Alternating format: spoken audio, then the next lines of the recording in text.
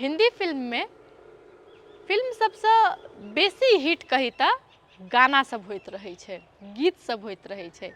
यदि कोनो film box office पर जाकर फ्लॉपो भ गेल तो ओकर गीत सब सुपर हिट जाइत रहे छे। एहि के कारण से लोग सब फिल्म देखे ने देखे गीत जरूर देखे छे, कियाक तो एकटा फिल्म में 3 गो 4 गो गीत सब रहे छे।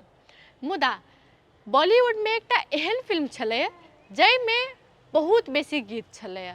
ओ फिल्म लगभग 3 घंटा 31 मिनट के फिल्म छले। ओहि फिल्म में पूरे 72 गो गीत छले, जे कि एखन धरि ओ रिकॉर्ड कायम अछि। ई फिल्म 1932 में आयल छले इंद्रसभा। ई फिल्म के नाम इंद्रसभा छले। ओना ई फिल्म 1925 में सेहो आयल छले इंद्रसभा कहि कऽ, लेकिन ओहि समय में साइलेंट छले, ओहिमे गीत तो दूर डायलॉगो सब नहीं छले। मुदा जखन 1932 में साउंड फिल्म के दौर चलऽ लगले, ओहि समय में ई फिल्म आयल छले। आ ई फिल्म में जे गीत छे पूरे 72 गो से एखन तक कोनो फिल्म में नहीं आब रिकॉर्ड तोड़ सकल के। कही तो 93 साल धरि एकर रिकॉर्ड ओहिना के ओहिना अछि।